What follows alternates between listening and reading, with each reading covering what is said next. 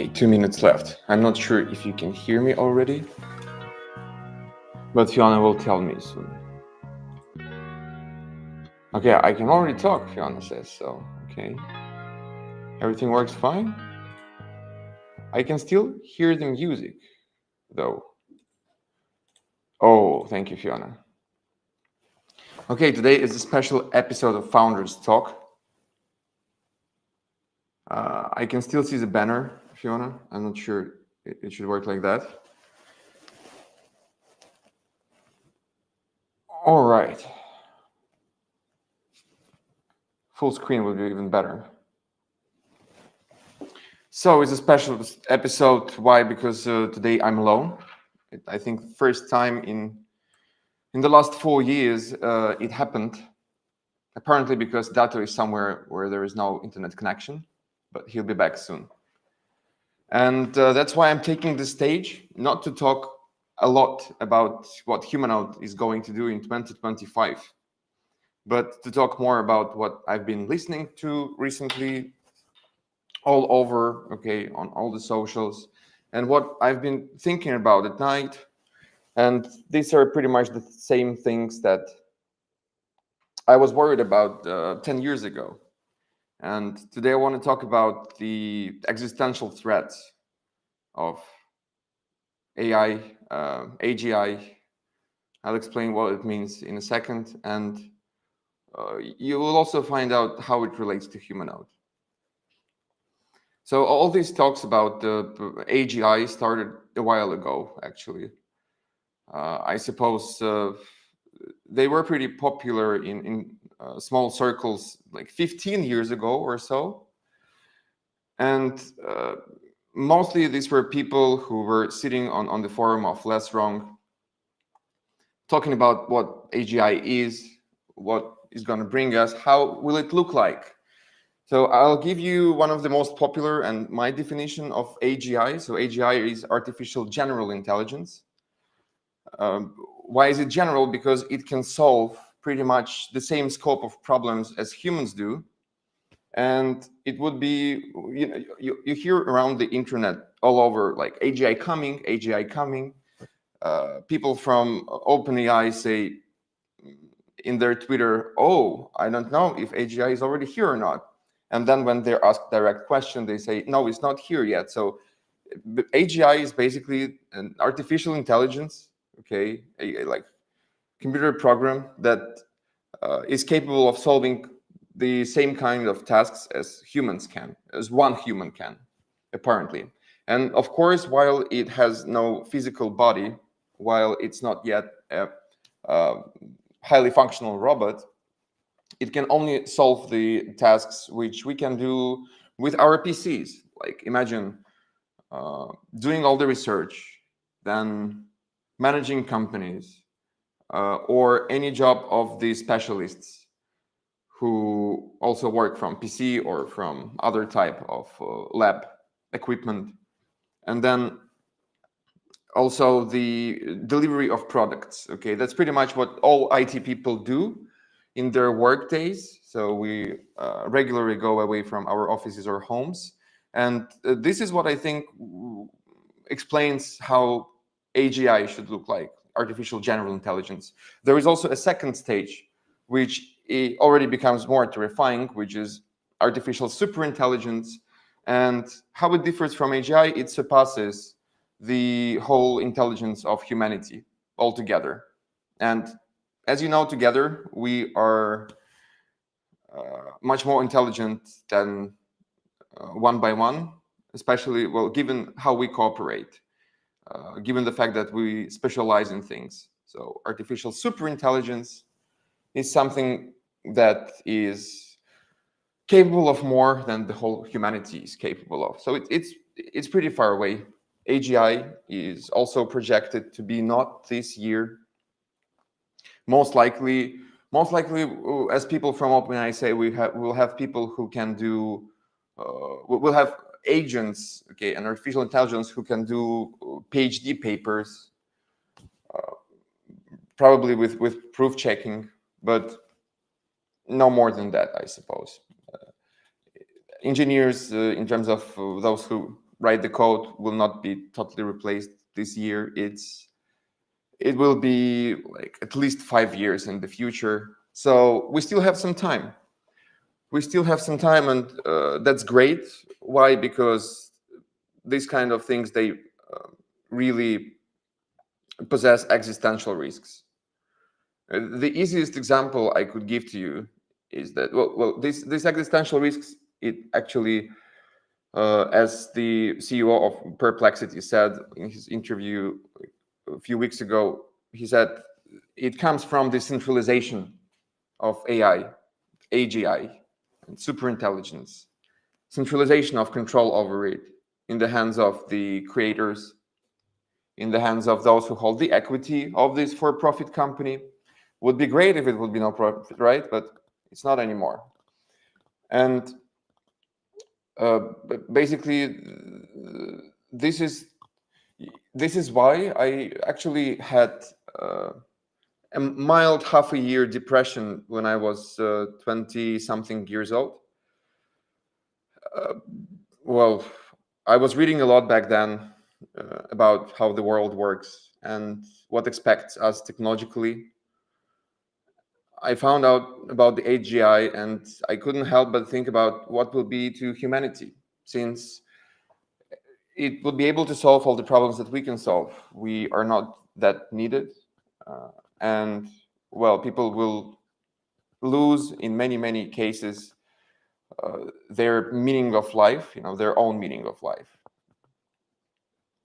And that was a pretty troublesome thought to me, I would say, which was only solved after I could figure out the dots between and the path and the connection between artificial intelligence, AGIs, and crypto.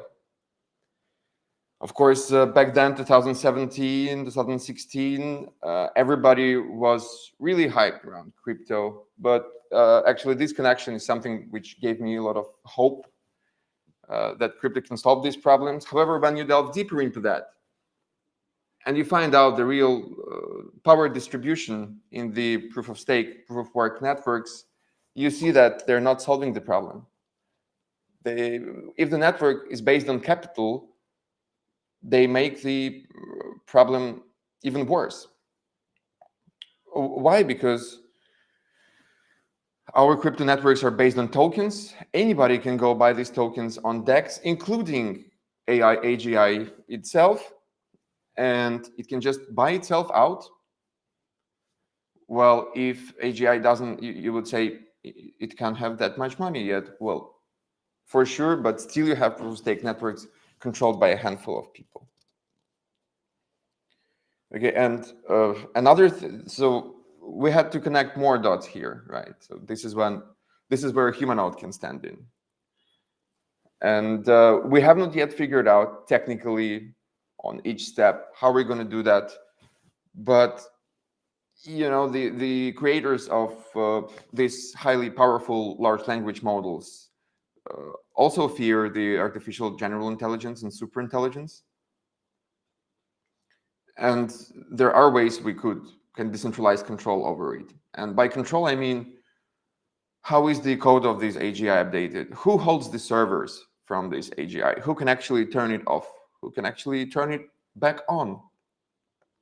And we can figure out the ways to give part of this control to a decentralized network that consists of equal humans. You see where I'm heading here.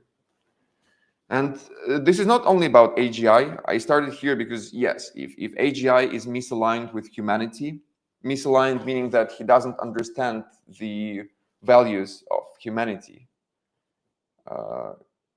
he can do a lot of harm to us, including full humanity extinction. So there should be some, life-man switch available to stop this from happening.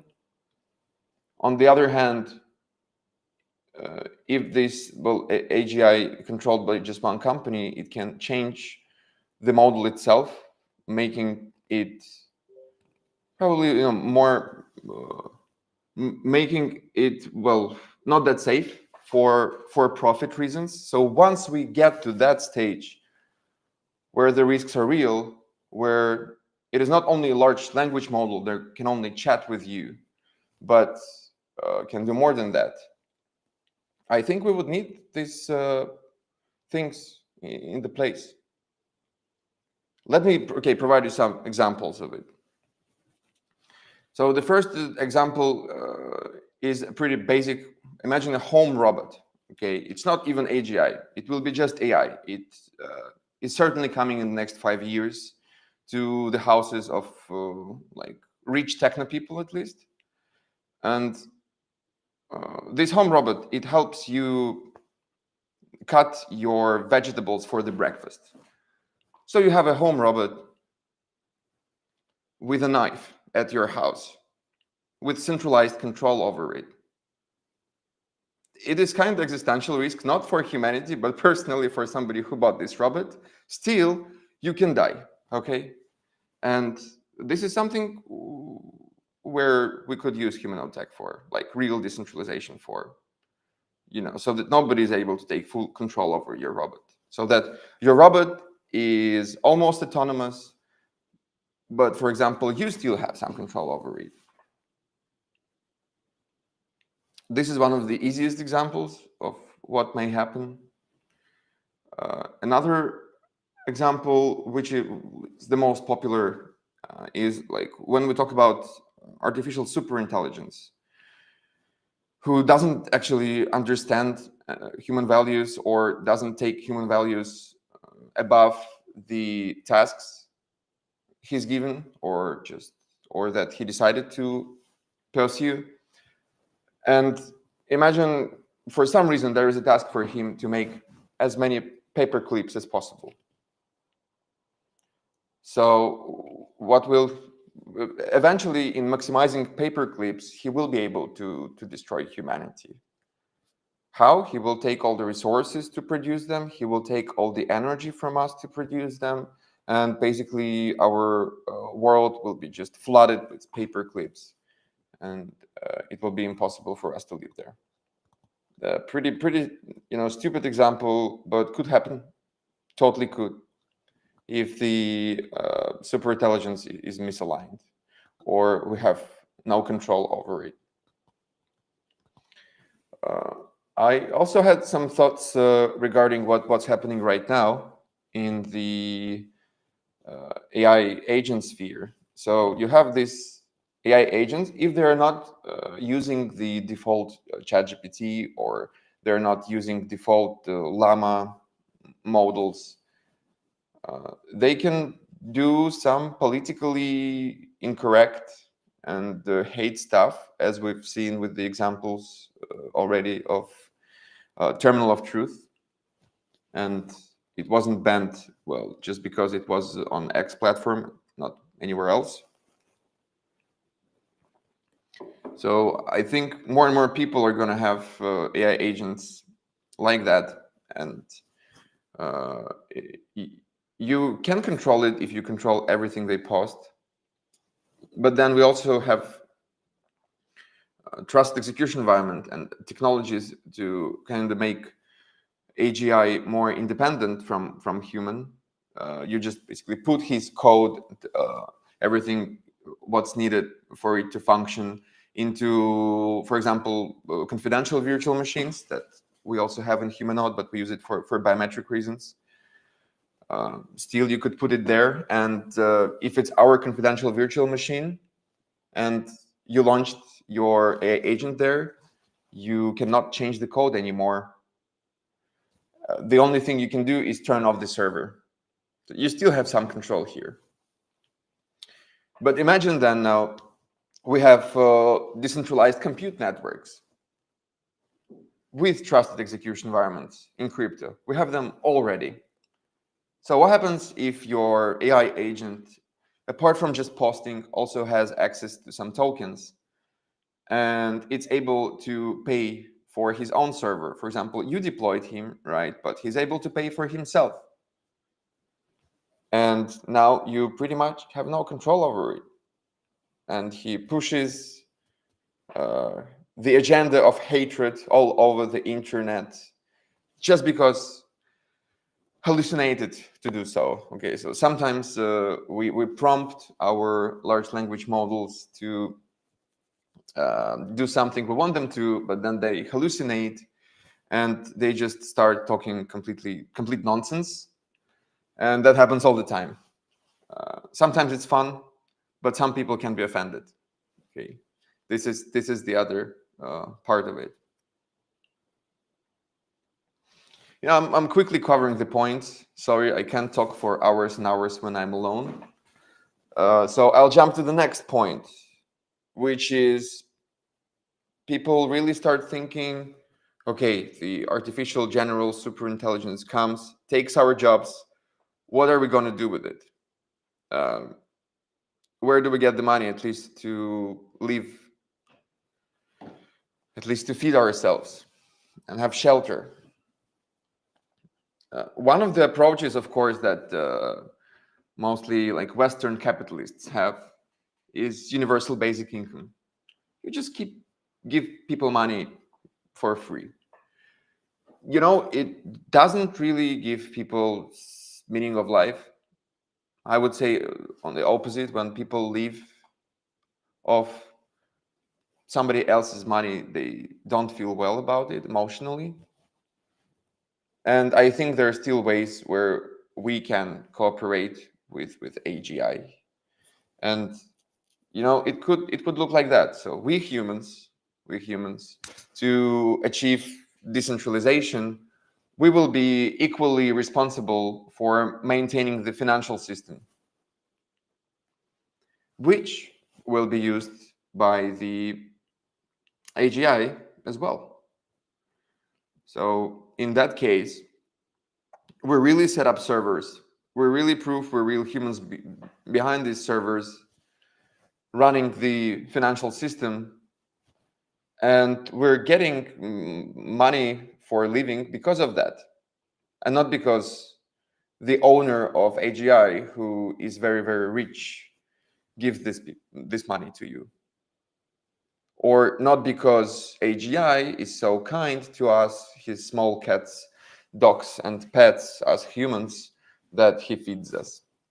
Well, that might happen as well, depending on the values that will be given to him. But I think we can find more place for humans to make this world balanced. You know, we still have time. I think so. The best researchers at the universities like MIRI, this is like non-profit university or like research groups that for more than 10 years are focused, some of them were focused on figuring out mathematically how do we tell artificial intelligence what human values are so that it's aligned with us. And one of the most prominent researchers, Yudkowsky, 2 years ago or so, wrote one of the few articles he recently wrote that there is no hope for us. The battle is lost. Artificial general intelligence is almost here, and we are not in control. It doesn't understand our values because we never figured out how to do that. This is very scary because one day it can turn out there is a small chance for it. Okay, we're still working on it, and there are things like research on alignment. There are things like humanoid that can help in somewhat control or negotiate with artificial general intelligence through like human voting to signal our values. But yeah, basically, the Yudkowsky thinks that the battle is already lost. All we can do is die with dignity, meaning that we still have to work on it. But one type of researchers say 99% we're all dead pretty soon. Another part of researchers say the probability is low, we're still working on it, and AGI is not yet here. So both sides agree this is number like one or two above climate change important issues of the world and existential risks that we have to solve, because this is how humanity survives. Even if you take people to Mars, it won't help you. It won't help you. You just bring this AGI there as well, or he can, well, the satellite connection would be totally better at the moment we get to Mars, and we'll be dead anywhere unless we try to solve it. So this is where humanoid stands for. It's like cooperating with AGI, getting at least some kind of life man switch, as I call it, and this is how we can survive. That's good news, not bad ones. And economically speaking, we can help structure our economy so that it's prepared for AGI, who's going to be economically more powerful than any company we have as humanity in pretty short time once AGI emerges, especially super intelligence, which is many times smarter than the whole humanity altogether. And economically speaking, we can benefit from it if the system is structured well. Imagine these AIs, they can work more than humans, apparently. And if you take just the financial system, just the crypto markets, okay, how many deals do people do who are 24/7 engaged in crypto market? Well, sometimes they go into the deal and stay there for years. Sometimes they go into the deal for 1 week. There are fewer and fewer people who go into the deal just for like less than a minute. There were traders like that, a lot of those before, but now we usually automate all these things with the AIs, not language models, but just trading models, and they produce more and more trades. The part of the market makers in the volume of the markets, if we even not discuss crypto, especially with the development of machine learning techniques, is growing year by year. And when we have AI agents who can also learn and do the trades themselves, learn on these trades, they will be able to get into the deals in and out very often, meaning that they will bring a lot of volume to the crypto or other markets, and this is good because that means we will have more liquidity, and basically we will have more velocity of money. One of the major problems right now is that, well, we want to save, for example, the financial system that is going down, and there is a big bank at the risk. That's when the government tries to do some programs to increase the liquidity in the markets. However, just creating new money supply doesn't solve the problem if this money supply is not actually used in the economy. If it just goes to the banks and sits there, nothing really happens, and the economy feels the same. Okay, and on the other hand, once you have a lot of activity using this new money supply, the velocity of money increases as well, and this is where the overall global liquidity increases as well, and the problem is solved. Our financial system is back again. This is one of the reasons why this current financial system can actually survive more and more years, because artificial intelligence was there for quite a while, but now it's getting into the next stage. you know, and we can benefit from it. Imagine all these transaction fees, all this volume uh, pays the fees, right? And these fees, as always, we say should be distributed to people equally. Either if it's humanoid network or other new blockchains that embrace this, or this is a national economy that finally can embrace the fact that financial system should serve its citizens, not just the financial system itself. Oh, I think these were the major things I wanted to share with you. Let me know what you think. Let me know what we should delve deeper into as humanoid, because again, the use cases of humanoid are vast. You will see a lot more things this year than the previous year that humanoid can do. I won't spoil much, but we're surely doing the cross-chain biomapper, where you will be able to verify the uniqueness of person on any chain, with the humanoid chain at the same time being the center of it, the like kind of biometric center of all the chains in crypto. And apart from that, we're gonna finally, at full speed, start the development of the first democratic, meritocratic, and cognitocratic decentralized organization that is based not on capital, but is based on the merit, creativity, and intelligence of people who participate in it. And this is something that can be, in the end, used to make sure we're good friends with AGI and we don't harm each other.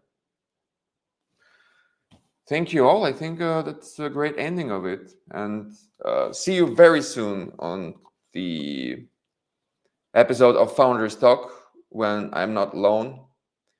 We're going to tell you more about our plans for this year. We've been preparing for this year, frankly speaking. And you'll see a lot of things pretty soon.